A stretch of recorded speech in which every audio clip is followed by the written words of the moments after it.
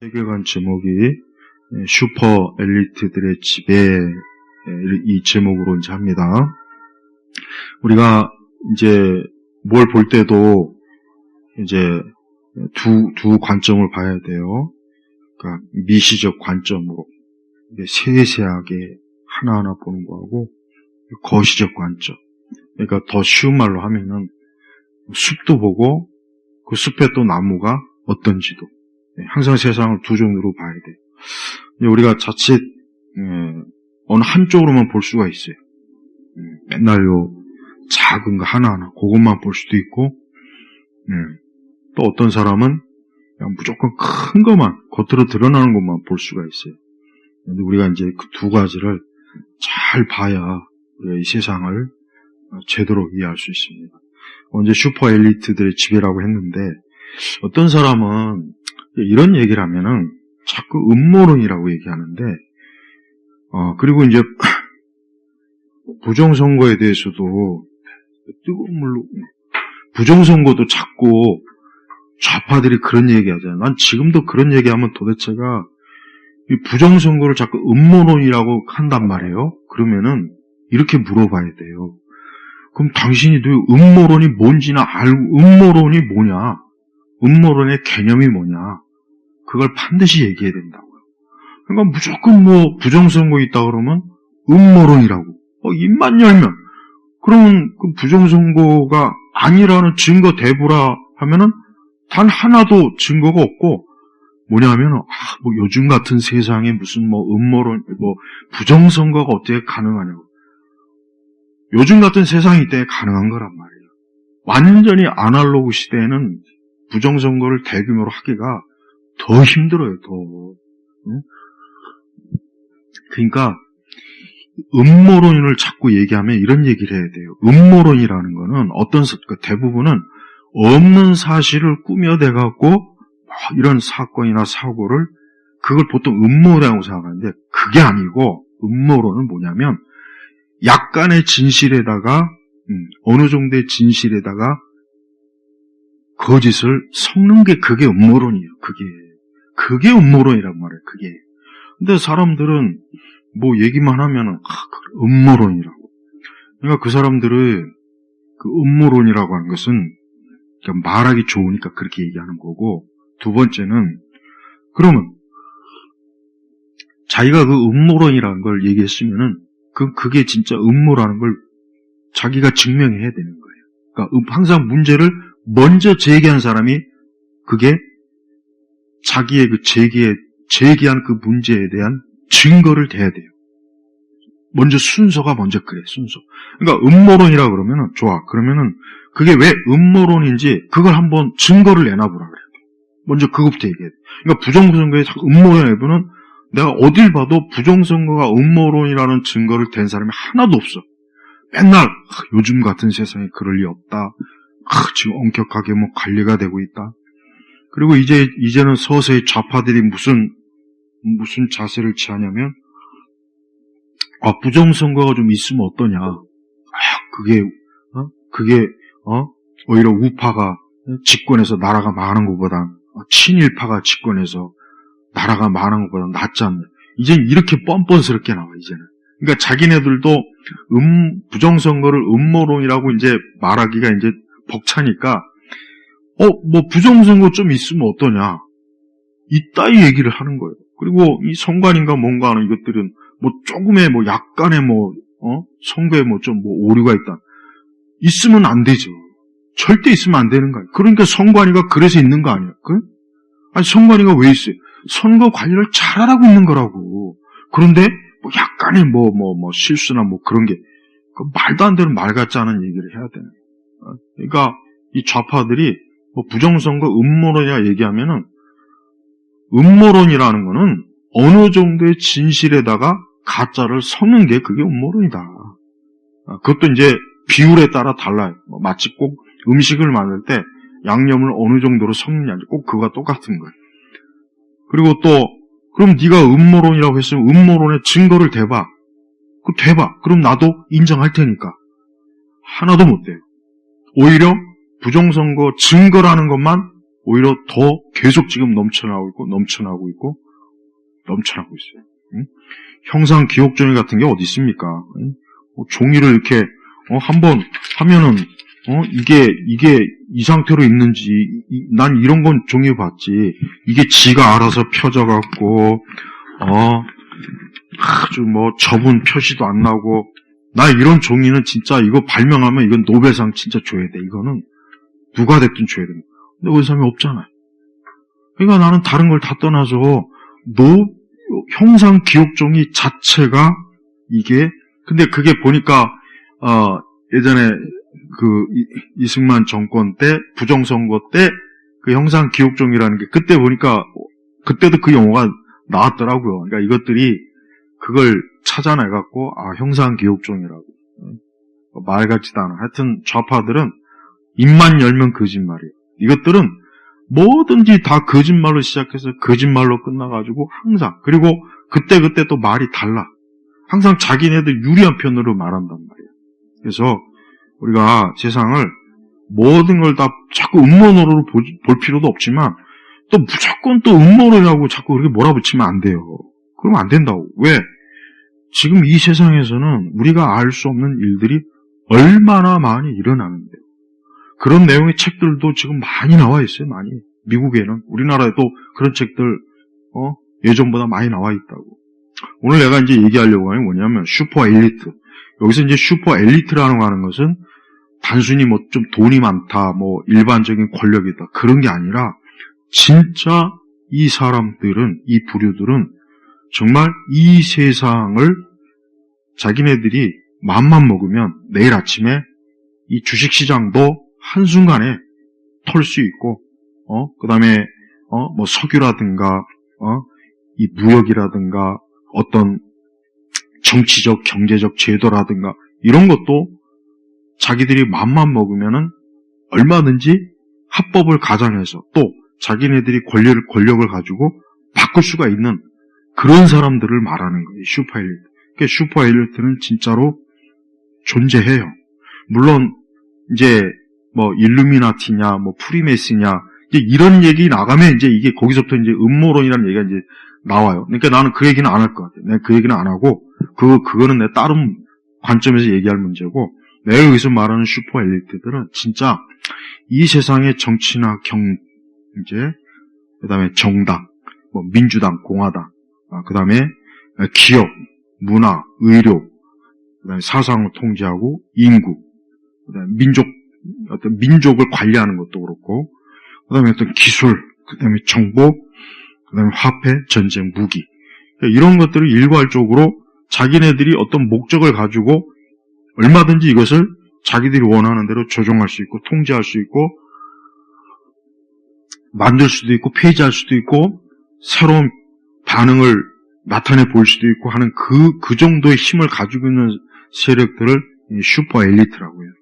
그러니까 이 사람들이 진짜로 존재하고 있고 이런 사람들은 우리가 겉으로 보이는 어떤 정치나 경제나 우리는 사실 대부분의 이 세상을 보면은 정말 이 세상에 큰 힘을 제대로 미치는 사람은 그렇게 표면적으로 드러나진 않아요. 그건 확실한 거예요.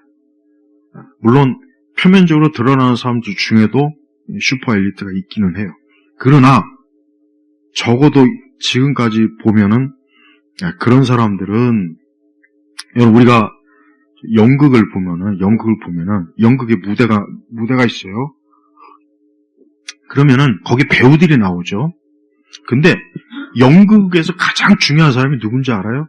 연출자가 제일 중요한 거예요. 연출자가 모든 걸 다 이미 세팅해 놓고 배우들은 그것을 연기를 하는 거예요. 물론 배우들이 연기를 잘해야죠. 잘해야 돼요. 연기를 못하면 당장 다른 사람으로 교체가 되는 거예요. 여러분 이 세상은 이 슈퍼 엘리트들은 쉽게 얘기하면 연출가들이 감독이란 말. 감독이 전면에 드러나진 않아요. 항상 선수들이, 배우들이 현장에서 뛰어서 그 사람들이 어떤 문제들을 처리하고 어떤 것들을 막 이리저리 하지 감독이나 연출자들이 직접 막 무대 나와가지고 막 그럴 일은 없다고요. 그러니까 지금 내가 얘기하는 거는 이거는 다 신빙성이 있는 것이고 내가 사실에 근거하는 거예요. 우리가 알다시피 이 세상은 지금은 훨씬 더 세상을 통제하기가 좋은 세상. 왜? 지금은 이 정보통신 사회이기 때문에 컴퓨터라든가 인터넷이라든가 그리고 이런 것, 이 슈퍼 엘리트들은 민족이나 국가나 경계가 없습니다. 이 사람들은 그런 거에 매이질 않아요. 절대 매이질 않습니다. 나는 뭐 한국 사람이야, 나는 미국 사람이야. 아니요, 그런 거 상관없어요. 이 슈퍼 엘리트들은 전혀 그런 거에 매이지 않고 이 세상 전체를 마치 자기네들이 관리, 통제해서 세상을 자기네들 이익에 되는 쪽으로 계속해서 바꿔가는 거예요. 그래서 여러분 전쟁은 절대 그냥 일어나는 게 아니라는 건 명확합니다. 그 다음에 어떤 경제적인 어떤 그 변화라든가 경제가 뭐 갑자기 예를 들면 뭐 90년도 이후부터 뭐 자유무역, 그 다음에 세계화 이게 그냥 뭐 경제학자들이 연구하다 보니까 이게 또 좋을 것 같아. 그래서 생겨난 게 절대 아니고 그거는 나중에 경제학자들이 그냥 자기네 학문적으로 좀 뒷받침해서 사람들을 속이려고 하는 것이고 진짜는 뭐냐? 그렇게 하면은 좀 더 이 세상에 많은 이익을 자기들이 챙겨갈 수 있으니까 무슨 세계화니 무슨 자유무역이니 사실 그러는 거예요. 그러나 일반적으로는 우리는 이런 세계화나 자유무역이 어떠한 장점이 있고 단점이 있고 그 정도만 배우잖아요. 보통 그 정도만 학교에서도 그 정도만 배운단 말이에요. 그러나 실제로는 뭐냐? 그걸 통해서 뭔가 이 세상의 경제 질서나 체제를 확 바꿔가지고 장기적으로 자기네들이 굉장히 큰 유익을 얻을 수 있도록 설계를 변경하는 거예요. 변경하는 거. 그래서 여러분 학자들은 그런 설계를 변경하는 걸 일반 대중들이 전혀 이상하게 보지 않게 이 학자들은 그런 것들을 학문적으로 이렇게 손을 봐주는 게 그게 학자들이 하는 일이에요.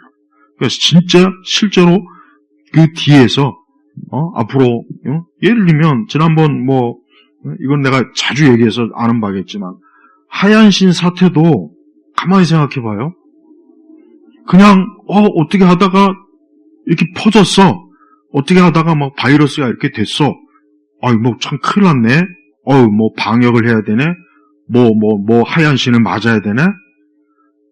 그렇게만 보통 생각할 거예요. 그러나 가만히 생각해 보면은 이걸 통해서 누가 이익을 얻을까? 그걸 생각해야 돼요.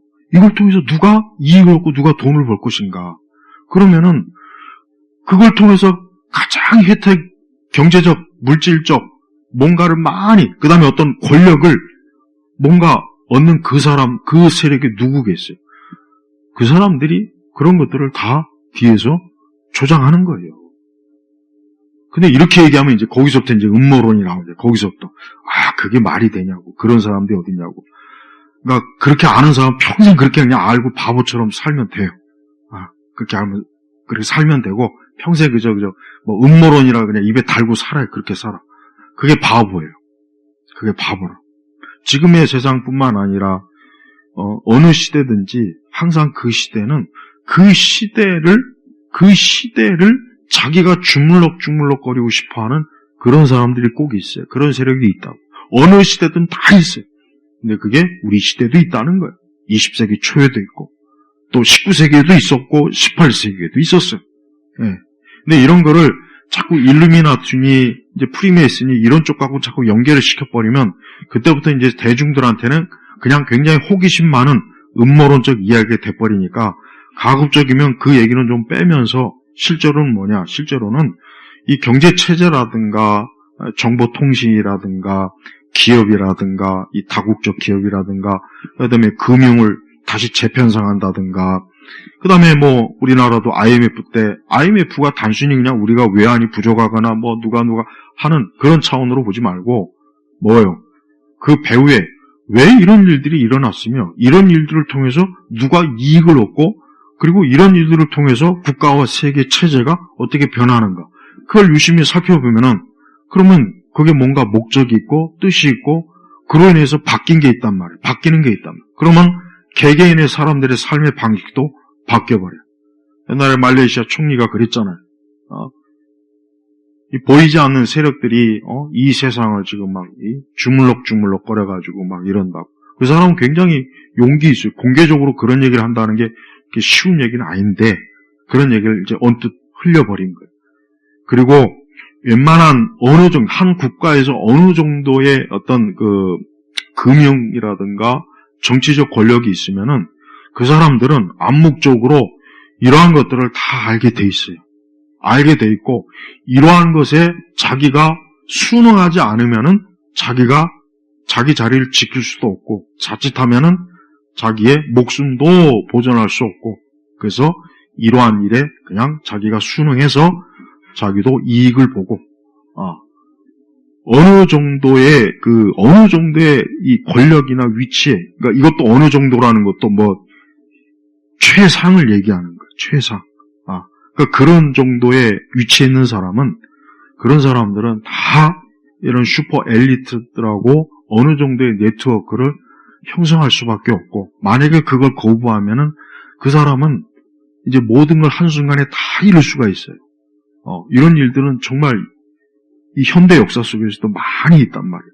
근데 이런 것들이 종교와 정치와 금융과 그 다음에 여러 이런 특히 이제 인터넷 IT나 이런 계통들하고 다 서로 그물처럼 연관이 되어 있기 때문에 이런 부분들이 지금 우리가 살고 있는 이 세상을 우리 개개인의 세상을 다 하나하나 어때요? 조금씩 바꿔나가는 거예요. 그러나 일반적으로 우리는 그냥 세상이 발전하는구나, 기술이 발달하는구나, 뭐 제도가 바뀌었구나, 체제가 바뀌었구나 그냥 요 정도로만 우리는 알고 있을 뿐이지 이게 정말 엄청난 그 배후에 사실은 이런 모든 것들이 연출하고 설계가 되어서 사실은 이 세상을 어떤 특정한 목적으로 자꾸 바뀌게 하는 그런 특정한 사람과 그룹이 있다는 것을 일반 사람들은 거의 잘 모르고 이런 것들을 알만한 위치에 있는 사람은 그 사람은 역시 이 부분에 대해서 그렇게 쉽게 얘기하기도 어렵지만 또 이런 걸 얘기한다고 해서 그 사람에게 하나도 득될 게 없단 말이에요. 그래서 우리는 이 세상의 모든 것들, 예를 들면 언론도 마찬가지예요. 여러분 언론이라는 게 각 개별사 언론이 자기 마음대로 기사를 못 냅니다. 못 내요. 절대 못 냅니다. 경제라든가 정치라든가 이미 그 언론은 어떤 언론이든 간에 그 언론은 이미 그 언론이 독자적으로 추구할 수 있는 게 별로 없어요. 왜? 그 언론이 생존하려면은 그 언론이 어느 기준에 딱 맞게 그 언론이 활동해야 그 언론이 생존할 수가 있는 거예요. 지금은 그렇단 말이에요. 지금.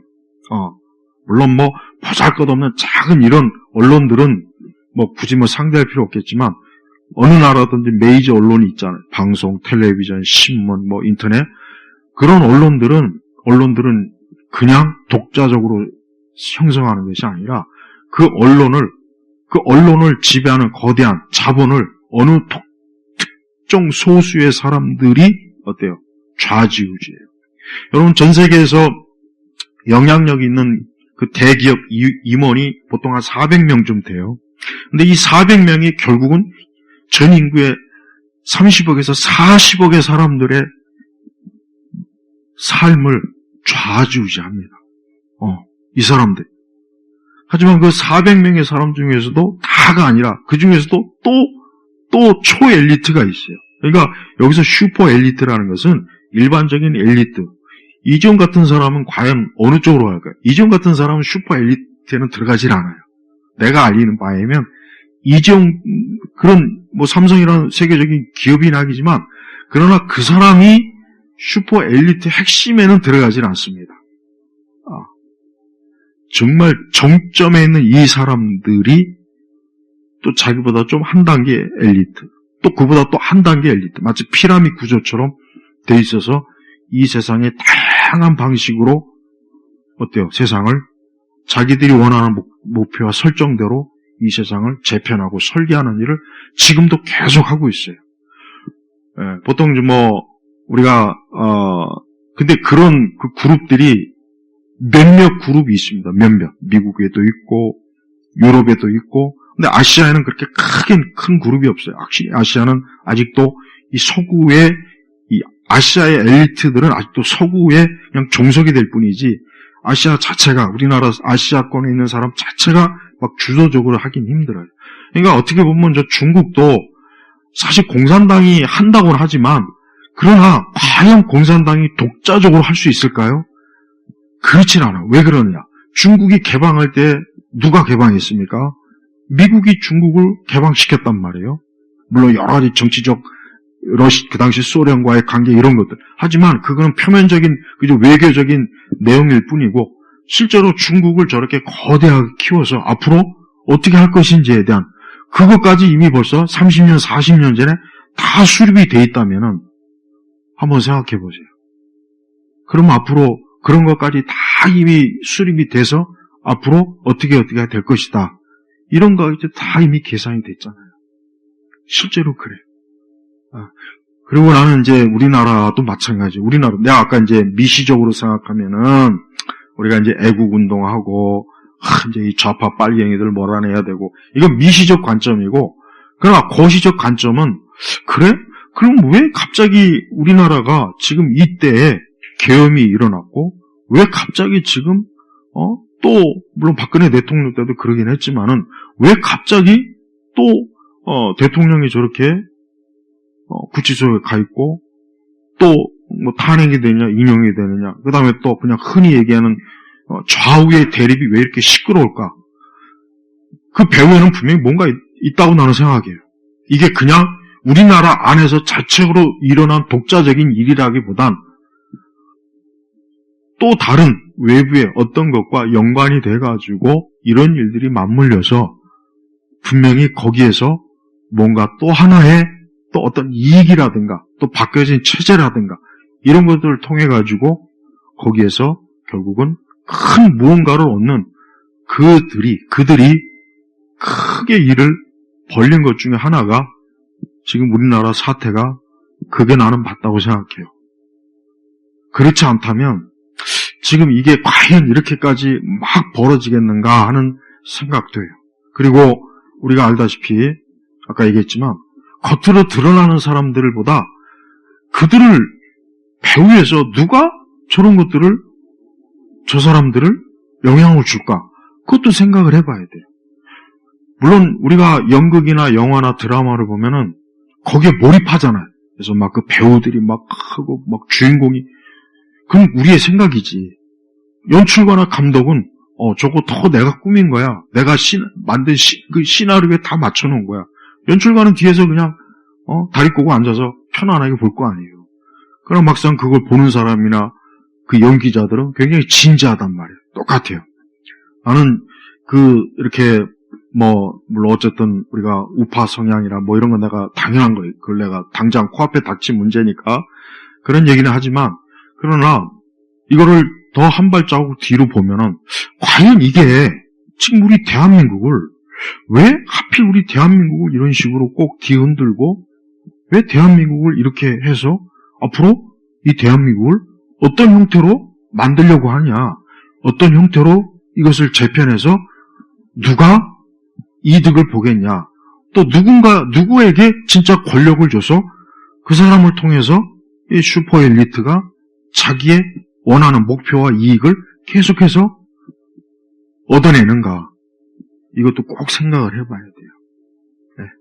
전 세계 어디를 막론하고 어느 나라나 어느 정부나 독립적이고 독자적인 그런 나라는 하나도 없어요. 미국도 그렇게 못해요. 미국도 절대 그렇게 못합니다. 그러니까 미국도 분명히 못돼요. 미국도 이 미국의 정치 세력을 아예 뒤에서 통합적으로 관리하는 세력들이 있지 않겠어요? 난 있다고 생각을 해요. 겉으로는 민주당, 공화당이라고 하지만 왜 오바마가 8년씩이나 했을까? 왜 바이든은 4년밖에 못했을까? 왜 트럼프가 한 번 하고 잠깐 쉬었다가 또 한 번 이번에 왜 또 저렇게 권력을 갖고 있지?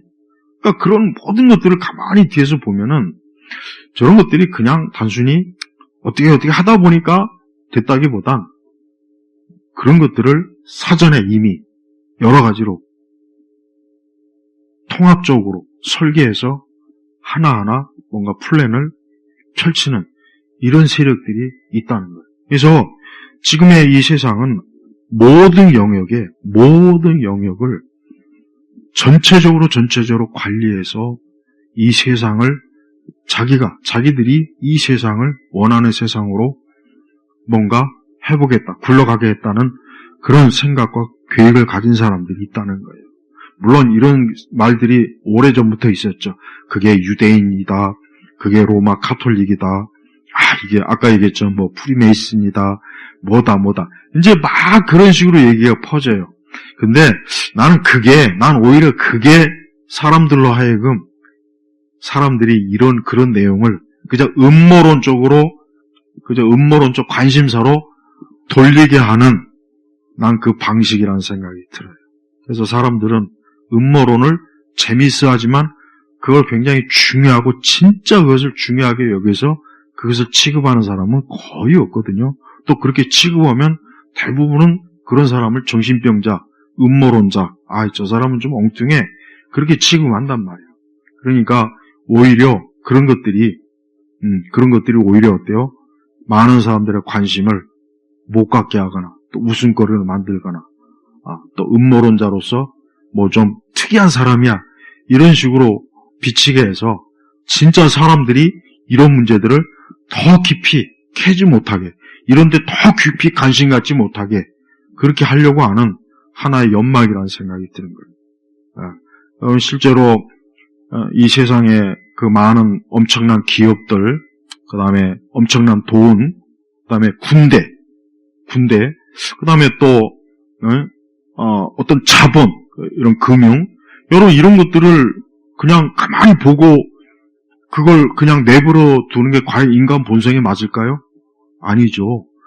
인간 본성은 뭐든지 다 내가 다 갖고 싶어하고 내가 다 얻고 싶어하는 거예요. 그러면 사람이 자기가 뭔가 할 수 있는 능력과 지혜와 뭔가 지식이 있으면 당연히 그렇게 하려고 하는 게 이게 사람의 본성이란 말이에요. 맞아요. 이 지구라고 하는 이 세상을 많은 민족이 있고 국가가 있어요. 뭐 강대국이 있고 약소국이 있고 뭐 선진국이 있고 후진국이 있고 중진국이 있어요. 또 동양이 있고 서양이 있고 아시아가 있고 유럽이 있고 북미, 남미가 있어요. 그럼 그것들을 통합적으로 관리할 수 있는 그런 지식과 자본과 기술과 그런 게 있는 사람들이 이걸 그냥 가만히 내두겠습니까? 절대 가만히 내둘 수 없어요. 왜? 사람 본성이 절대 그럴 리가 없거든. 그래서 우리는 내일 주식시장이 어떻게 될지 정확하게는 모르지만 적어도 내일 주식시장이 적어도 어느 누군가에게는 이득이 가도록 이 주식시장이 움직일 것이고 또 어떤 산업이나 기술도 이 산업이나 기술이라는 것도 그래요. 이것도 분명히 어때요? 어떤 방식과 과정을 거쳐서 차근차근 하나하나 어때요? 펼쳐질 거란 말이에요. 여러분, 이런 GPS라든가 뭐 인터넷이라든가 이런 것도 우리나라가 독자적으로 마음대로 못해요. 알죠, 그거는? 그러면은 이런 것도 만약에 그거를 굉장히 큰 권력을 가지고 있는 누군가가 통제하려고 마음만 먹은다면 한 나라의 인터넷도 싹 죽일 수 있고 마음만 먹으면 그럴 수 있는 거예요. 그렇게 되면 진짜 엄청난 혼란이 발생하지 않겠어요?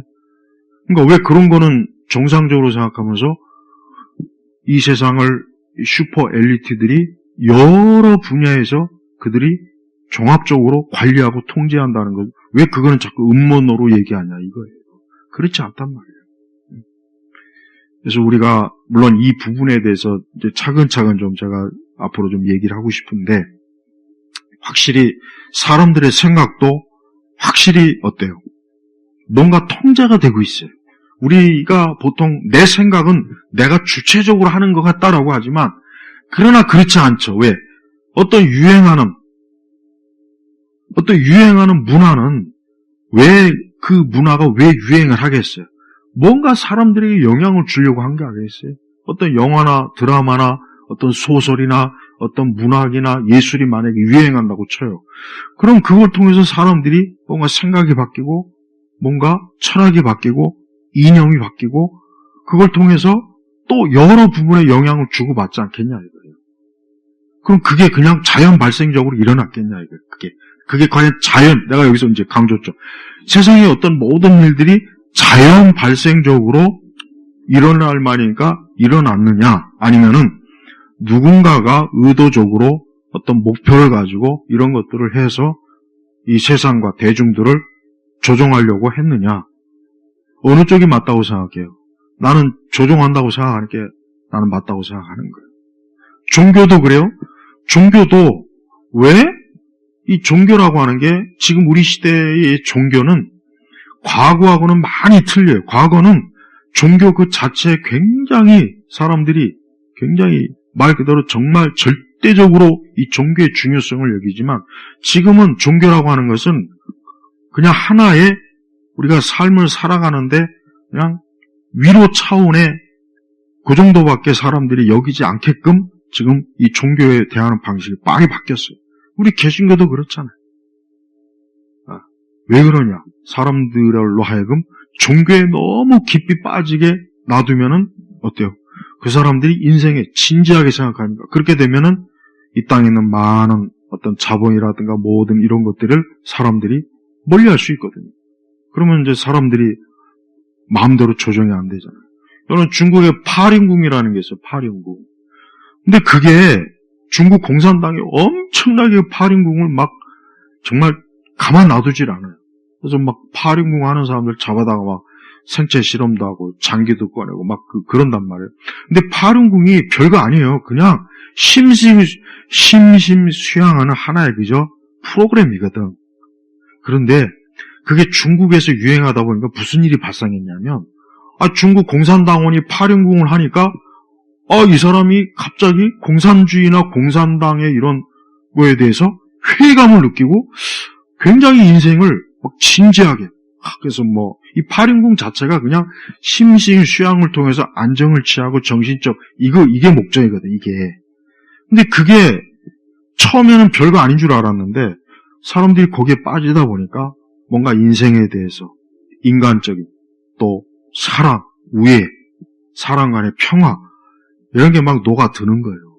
그러니까 중국 공산당이 가만히 보니까 저게 계속 저렇게 늘어났다가는 우리 공산당 체제가 공산당원도 그 파륜궁을 하다 보니까 이 공산주의적인 그런 마인드가 자꾸 무너지니까 그러니까 중국에서 이 파륜궁을 대대적인 탄압을 한 거예요. 대대적인. 그래서 나중에 이제 그 많은 파륜궁 하는 사람들이 지도에 잡혀갖고 막 죽고 강제수용소에 갇히고 막 그런 일이 많거든. 외국으로 많이 추방도 당하고. 봐요. 그러니까 이 종교라는 게요. 진지하면 진지할수록 사람들은 자기 인생을 진지하게 살아요. 그래서 어떤 엔터테인먼트라든가 술과 마약이나 막 돈을 벌려고 막 그런 거를 사람이 이렇게 살아서는 되겠어? 안 되지. 그런 것들이 줄어드는 거예요. 그러면 누가 손해입니까? 그런 것들을 가지고 돈을 버는 그 세력들이 어떻게 되겠어요? 프로야구나 프로축구의 관중이 한 100명, 200명 가 있으면 어떻게 되겠냐고요. 다 망하는 거예요, 다. 구단주도 망하고. 그럼 어떻게 될까요? 사람들로 하여금. 인생은 별거 없다. 먹고 마시고 즐겨라. 우리에게 죽음이라는 것은 그냥 한순간이다. 그럼 이런 거를 주제로 한 영화나 드라마, 춤이나 노래를 계속해서 보여주면 사람들이 어때요? 거기에 취해갖고 인생이 별거 있냐? 놀고 먹고 마시고 그저 여기에만 그렇게 되는 거란 말이에요. 그러니까 여러분 이 슈퍼 엘리트들은 진짜 이 사람들은 돈은 부족함이 없어요. 권력도 부족한 게 없어요. 이들은 이걸 통해서 온 세상을 자기들이 관리하고 자기들이 주인이 돼서 자기들이 세상을 지배해보겠다고 하는 이 야심 계획을 오래전부터 세우는 거예요. 그래서 서구 세계는 19세기나 20세기 초부터 이게 더 구체화되어 갖고 지금 그 명맥이 계속 유지되고 있는 거예요. 그리고 모든 이 권리, 여러분, 각 국가의 선출직들은 사실 별 힘이 없어요. 엄밀히 얘기하면은 선출직들은 별 힘이 없다고요. 선거를 통해서 선출되는 대통령이나 수상이나 임명직은 더 뭐 보잘것도 없지. 별 힘이 없어요. 다만 어느 정도 그들이 일할 수 있는 힘은 주지만 어느 한계에 못 넘게 한단 말이에요. 어느 한계는 못 넘게. 그래서 우리가 역사적으로 유명한 어떤 여러 암살 사건도 그렇고 이번에 그 트럼프가 케네디 암살에 대해서 비밀 해제를 풀라 그랬죠. 풀라 그랬단 말이에요. 난 그게 엄청나게 기대가 돼요. 왜냐하면 케네디가 왜 암살했는지 몇 가지가 있어요. 몇 가지가 있는데 그 중에 과연 어떤 게 맞을까라고 좀 나는 그게 지금 굉장히 지금 궁금한데 이번에 비밀 해제가 되면 이제 요게 맞았구나 하는 게 이제 알려지겠죠. 봐요. 그럼 세상은 그냥 되는 대로 움직이는 것도 아니고 겉으로 굉장히 저 사람이 엄청난 권력을 가지고 있지만 실상 그 사람은 그 권력을 그냥 위임받은 거예요. 그래서 너는 요 정도까지 권력만 행사해. 그 이상 넘어가면 너는 우리의 그러니까 슈퍼 엘리트들을 대한 그 도전으로 받아들여서 너는 끝장낼 거야. 이런 게 다 있단 말이에요. 이런 게 있어요. 그러니까 여러분 우리의 세상이 우리가 생각하는 처럼 그냥 자연스럽게 그냥 뭐 평범하게 그냥 순리적으로 또 합리적으로 세상이 절대 돌아가는 것이 아니라 사실은 뭐예요? 아주 악한 사람들, 정말 극악한 사람들이 뚜렷한 목적을 가지고 전쟁도 일으키고 어떤 한 국가의 경제도 무너뜨리고 어떤 정치적인 이 변화도 끌어오고 다 있단 말이에요. 그럼 우리 그리스도인들은 그럼 어떻게 하느냐? 우리 그리스도인에게 있어서 가장 중요한 뭐냐? 정말 감사해야 될 게 뭐냐? 이런 사람들이 궁극적으로 하나님께서는 어때요? 이들을 하나님의 지배 아래 두고 있는 거예요. 악인의 쓰임새가 있어요. 그러니까 우리는 성도들은 이런 슈퍼 엘리트들이 배후에서 전쟁을 일으키거나 경제 공황을 일으키거나 어떤 산업을 재편하거나 지금 이 슈퍼 엘리트들이 AI에 완전히 지금 이 세상을 재편하려고 지금 하잖아요. AI로. 그래서 많은 이제 어떤 노동 인력을 이제 굳이 필요로 하지 않는 그리고 이제 더 이상의 전통적인 금융 이런 제도 같은 건 이제 싹 갖다 이제 더 이상 뭐 지갑에서 돈을 빼고 돈이 이제 이런 것도 이제 슈퍼 엘리트들은 이제 이런 것도 이제는 폐기 처분하자. 그래서 새로운 좀 화폐 질서를 지금 만들려고 하잖아요. 하지만 이제 대중들은 문제는 이 슈퍼 엘리트들은 이 대중을 정말 잘 다룬다고. 이 대중들이 놀라지 않고 이 대중들이 괜히 그냥 정신이 퍼뜩 깨어가지고 혹시라도 또 세상을 뒤집었거나 그렇게 하지 않으려고 이 대중들을 굉장히 어때요? 아주 조용하게 조심스럽게 이 대중들을 관리하는 그런 관리 방식으로 자기들이 원하는 것을 다 하고 있어요. 그래서 우리가 이 세상이 정말 하나님께서 이 모든 것들을 그래도 악인은 악인대로 하나님의 자녀대로 하나님의 손에서 이런 것들을 하나님의 지혜와 능력으로 만약에 통치하지 않으면 세상은 어떻게 되겠습니까? 뭐 전적으로 이자들의 계획에 의해서 모든 것들이 다 세상이 그렇게 되지 않겠어요? 그래서 우리 성도들이 왜 하나님께 기도하는지 아세요? 하나님께서 이러한 것들도 하나님의 지배 아래 있는 거예요. 하지만 하나님께서는 악인들이 하는 그 일을 통해서도 하나님의 목적을 이루어요. 예를 들면 성경에 보면 가룟 유다가 예수님을 배신해서 예수님을 팔았고 예수님은 그로 인해서 십자가에서 돌아가셨어요. 그러면 우리가 이게 가룟 유다가 독단적으로 그렇게 할 수 있었다고 얘기할 수 있나요? 절대 그렇게 얘기하면 안 되죠. 그러면은 하나님의 주권이 어디 있습니까? 십자가에 하나님의 주권이 없게 되면 그럼 하나님은 능력이 모자라게 되는 거예요. 물론 가룟 유다 개인으로서는 자기가 예수님을 팔아먹을 마음을 먹고 예수님은 팔아넘기긴 했지만 거기에는 마귀의 역사도 있지만 더 큰 하나님의 계획과 뜻이 있는 거예요. 이 슈퍼 엘리트들이 지금 봐요. 앞으로 5년, 10년, 20년, 30년에 대한 장기적인 계획을 분명히 가지고 있고 분명히 그걸 위해서 지금도 계속해서 하나하나 아주 보이지 않는 곳에서 자기의 그 대리인들을 통해서 그 대리인들은 누구냐면 대통령, 수상, 정치인, 군인, 과학자, 지식인, 학자, 예술가, 이런 사람들 얘기하는 거예요. 그 대리인을 통해 가지고 조금씩 하나하나 조정하고 있단 말이에요.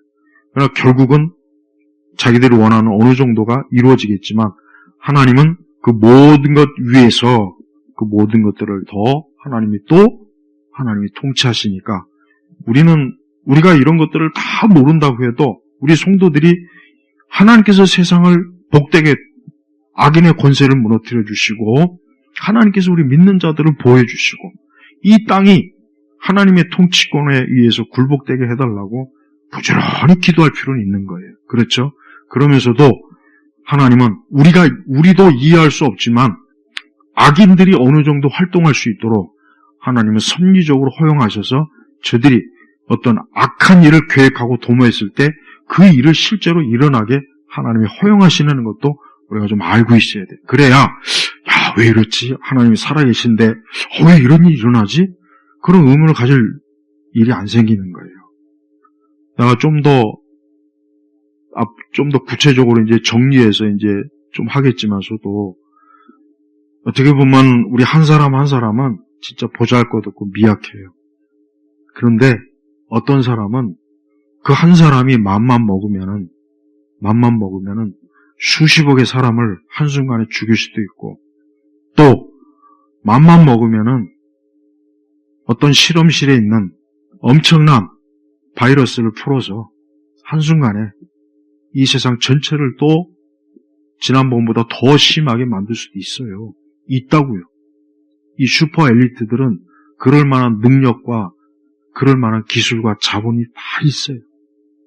그 다음에 경제도, 우리나라 경제도 맘만 먹으면 한순간에 다 아주 그냥 폭망시킬 수가 있어요. 미국 경제도 마찬가지고. 그 다음에 저 러시아나 우크라이나 전쟁도 저것도 그냥 단순히, 서로 땅 따먹게 하는구나. 한쪽이.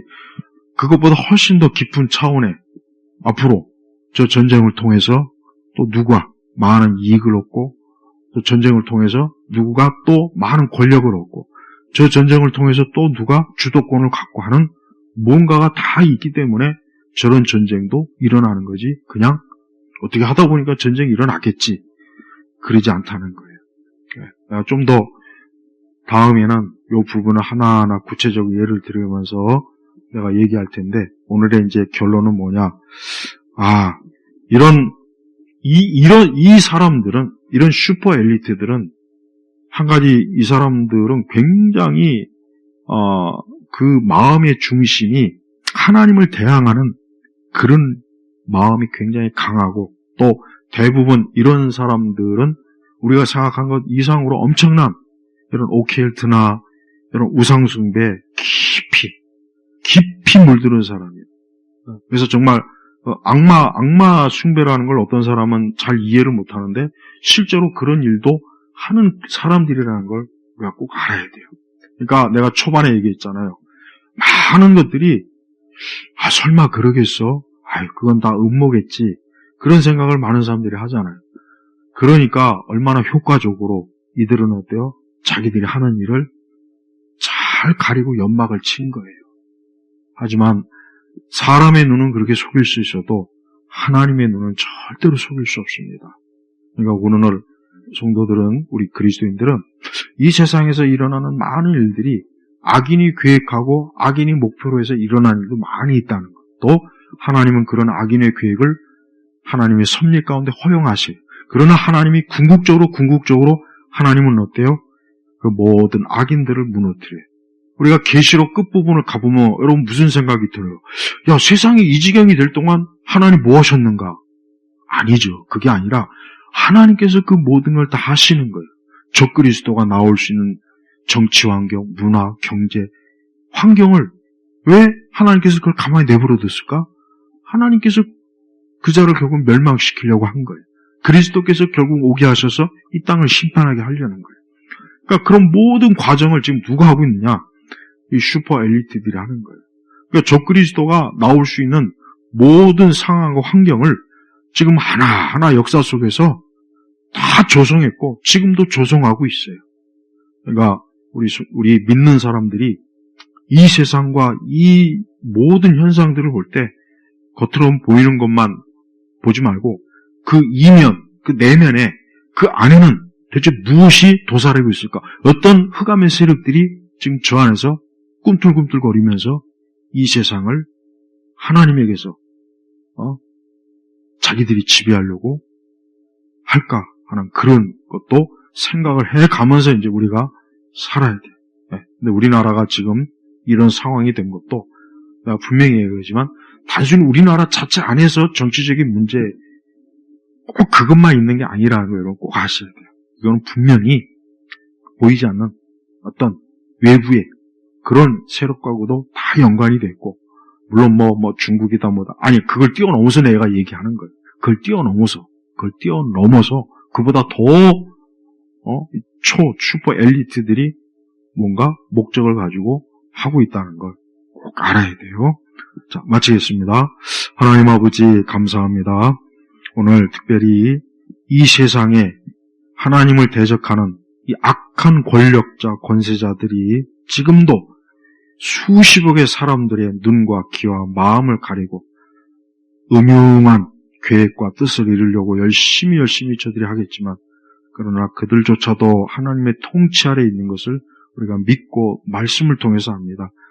이럴 때일수록 우리 성도들이 더 기도하고 말씀에 깨어 있으면서, 그러면서도 이 세대를 잘 분별할 수 있는, 이 시대 표적을 잘 분별할 수 있는 지혜와 지식과 또 그러한 능력을 주시옵소서. 감사드리며 우리 주 예수 그리스도의 이름으로 기도 올렸습니다. 아멘.